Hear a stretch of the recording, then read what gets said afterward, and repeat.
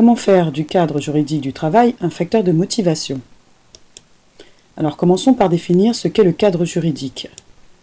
Le cadre juridique est un ensemble de règles qui encadrent, qui régissent l'organisation du travail et les relations, tout ce qui se passe à l'intérieur de l'entreprise. Alors on y retrouve la réglementation, en particulier le code du travail, faisant partie également du cadre juridique, les accords de branche ou conventions collectives, les accords d'entreprise, le règlement intérieur, les notes de service qui sont spécifiques à chaque organisation, ainsi que les termes du contrat de travail. Qu'est-ce que la motivation? La motivation est une force intérieure qui va pousser l'individu à se dépasser. Quels sont les facteurs qui vont justement provoquer cette envie d'aller de l'avant, cette envie de se dépasser? Eh bien, tout d'abord, on va retrouver des facteurs internes de motivation qui sont essentiellement les besoins. Alors, actuellement, un besoin qui a beaucoup d'importance pour les salariés, le besoin d'équilibrer vie privée et vie professionnelle. C'est un besoin important. On a également d'autres besoins, comme les besoins physiologiques, les besoins de sécurité, d'appartenance ou de reconnaissance, ou également d'accomplissement ou de réalisation de soi, selon la classification de Maslow. Selon les individus, on peut aussi retrouver le besoin d'autonomie, de plaisir, de responsabilité, le besoin d'évolution, de carrière, selon la classification d'Herzberg. D'autres facteurs peuvent provoquer de la motivation ou de la démotivation, si bien sûr ces besoins s'ils ne sont pas satisfaits. On les appelle des facteurs externes de motivation, car contrairement aux besoins qui sont internes à chaque individu, propres à chaque individu, les facteurs externes de motivation sont liés aux conditions de travail, à la rémunération, au rapport avec la hiérarchie ou aux relations professionnelles avec les collègues. Tout ceci ne dépend pas de l'individu, mais est mis en place par l'organisation. Ces différents facteurs sont souvent désignés par l'expression facteur d'hygiène d'Herzberg. Alors, comment est-ce que le cadre juridique peut favoriser la motivation? Eh bien, il faut savoir qu'il y a un certain nombre de dispositions qui relèvent des différentes composantes du cadre juridique qui vont permettre de provoquer de la motivation, donc qui vont constituer des facteurs externes de motivation, parce que nous verrons qu'ils répondent aux besoins de l'individu. Par exemple, les aménagements du temps de travail.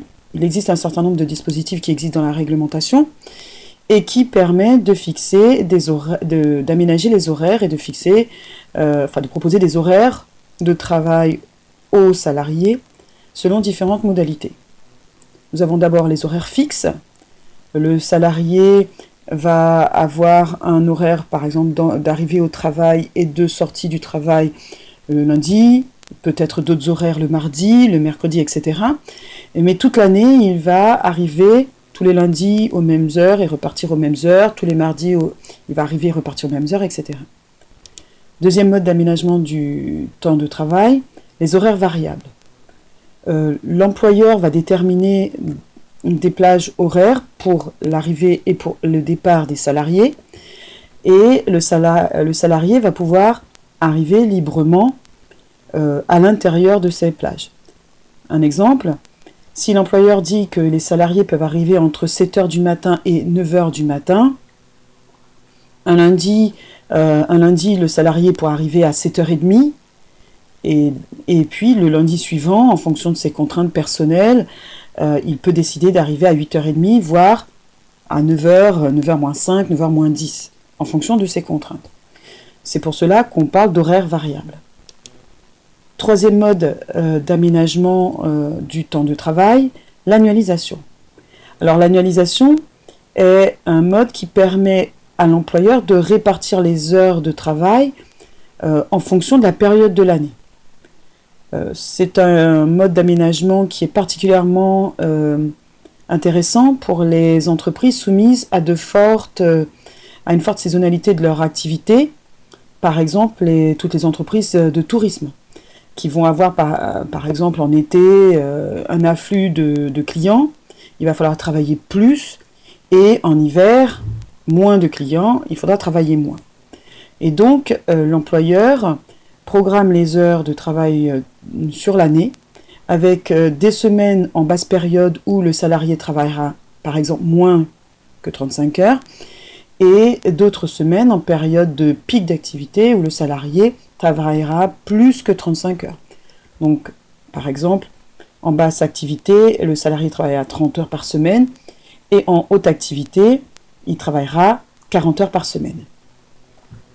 Tout ceci est déterminé à l'avance et va avoir un certain nombre d'avantages, à la fois pour le salarié et pour l'employeur. On y reviendra. Enfin, troisième mode d'aménagement du temps de travail, le compte épargne-temps.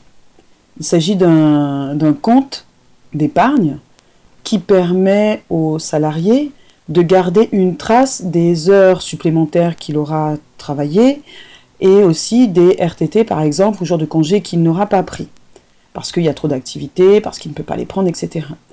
Le salarié met ses heures sur ce compte épargne-temps et, à terme, il va pouvoir choisir entre soit les prendre sous forme de congé, donc avoir beaucoup de congés d'un coup, soit alors demander leur conversion en salaire et il gagnera plus d'argent. Tous ces modes d'aménagement du temps de travail sont des facteurs externes de motivation puisqu'ils dépendent, ils sont proposés par l'organisation, ils ne relèvent pas du salarié en tant que tel. Et ils fonctionnent en tant que facteurs de motivation parce qu'en fait, ils vont pouvoir alimenter, répondre aux besoins du salarié. Par exemple, en lui permettant d'équilibrer vie professionnelle et vie privée. Alors, c'est un peu le cas des horaires fixes, des horaires variables, etc. Mais c'est particulièrement le cas pour les horaires variables et l'annualisation. Notamment pour les horaires variables permettant de faire face aux imprévus de la vie familiale, par exemple. Et l'annualisation va permettre également, notamment en période de basse activité, de travailler moins et donc d'avoir plus de temps pour sa vie privée. De la même façon, les différents modes d'aménagement du temps de travail vont répondre aux autres besoins des salariés, comme par exemple le besoin de sécurité, auquel répond particulièrement l'annualisation. En effet, une entreprise avec de fortes variations d'activité dans l'année, avec des fortes périodes de pic d'activité et des périodes de creux d'activité, avec l'annualisation, on va pouvoir garder son salarié sur toute l'année puisque, en fait, l'employeur sait qu'il va pouvoir le faire travailler plus pendant les périodes de forte activité, au-delà des fameuses 35 heures, et en compensant sur les basses activités par moins d'heures de travail, tout simplement. Cela va lui permettre de garder le salarié, et le salarié a un sentiment de sécurité puisqu'il n'est plus obligé d'accumuler les contrats temporaires à durée limitée, etc. Il en va de même des différents modes d'aménagement, comme les horaires fixes. Alors pour les horaires fixes, bien sûr, il y a un sentiment de sécurité, puisque tout est bien balisé. Cela peut être pratique dans certains cas pour conjuguer vie professionnelle et vie privée, puisque pour les familles, c'est peut-être parfois plus facile aussi, pour certaines familles. Le compte épargne-temps, lui, va répondre aussi aux différents besoins. Le besoin d'autonomie, le besoin d'équilibrer vie professionnelle et vie privée puisque le salarié aura le choix soit avoir plus de temps s'il en a envie ou plus d'argent pour financer ses projets. Les besoins d'Herzberg comme l'autonomie, on voit, est directement lié aux horaires variables. Le salarié peut choisir lui-même ses horaires, donc un sentiment d'autonomie renforcé et donc plus de motivation. Voilà, donc les différents modes d'aménagement répondent aux différents besoins de l'individu, qui varient d'un individu à l'autre. Il existe d'autres éléments, d'autres dispositions du cadre juridique qui permettent de créer de la motivation, qui sont donc des facteurs externes de motivation, comme la rémunération, qui dépend à la fois des accords de branche et du contrat qui est signé entre employeur et employé. Il va y avoir également dans le cadre juridique des dispositions stipulant des obligations de formation pour des salariés par l'employeur, ce qui va répondre aux besoins par exemple, de reconnaissance de certains salariés, reconnaissance de leur mérite, reconnaissance de leur potentiel, d'évolution, besoin d'accomplissement aussi, puisque la formation, c'est quelque chose de positif, d'intéressant, qui peut permettre aux salariés de se sentir plus à l'aise dans son travail. En général aussi, la formation va être liée à une évolution des responsabilités, donc évolution de carrière également. Donc la formation et les obligations de formation, les dispositions, en dehors des obligations, des dispositions liées à la formation qui existent dans le cadre juridique, vont donc pouvoir constituer des facteurs externes de motivation. Autre exemple de disposition, le respect des règles de sécurité. Il existe un certain nombre de règles qui demandent à l'employeur de veiller à la sécurité des salariés. Et ces règles vont constituer un facteur de motivation parce qu'elles vont avoir un impact direct sur les conditions de travail dans lesquelles les salariés vont travailler. Et de ce fait, elles peuvent être, ces règles, considérées comme un facteur externe de motivation. Voilà, qui viennent alimenter les différents besoins. Alors, évidemment, il n'y a pas que le cadre juridique qui peut être un facteur externe de motivation. Donc, en plus, il y a de nombreuses actions qui sont possibles pour stimuler la motivation des salariés, comme les compliments, besoin de reconnaissance, les récompenses, les promotions. Les promotions ne sont pas réglementées, régies, voilà, par le cadre juridique. Donc, les projets, alors que le fait de confier des projets de A à Z à des salariés, c'est aussi une façon de les motiver.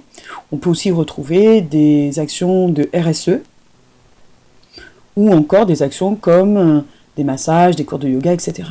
Donc, ces différentes actions sont des facteurs externes de motivation, car mis en place par l'organisation, sans être forcément issus du cadre juridique. Voilà. Donc, à la question « Comment faire du cadre juridique du travail un facteur de motivation ?» Eh bien, la réponse est pour faire du cadre juridique du travail un facteur de motivation, il faut exploiter les différentes dispositions qui relèvent du cadre juridique et qui permettent de répondre aux besoins des individus, notamment le besoin d'équilibre entre vie professionnelle et vie privée, mais aussi tous les autres besoins.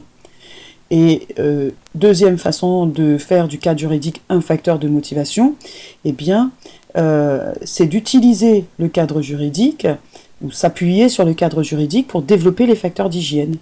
Donc les conditions de travail, la rémunération, et les relations, etc. Bien sûr, la motivation et ces actions de motivation par des facteurs externes peuvent être renforcées par des actions de motivation hors cadre juridique, qui ne relèvent pas du cadre juridique, comme on l'a mentionné, et qui constitueront donc des facteurs externes de motivation hors cadre juridique. Voilà, à bientôt.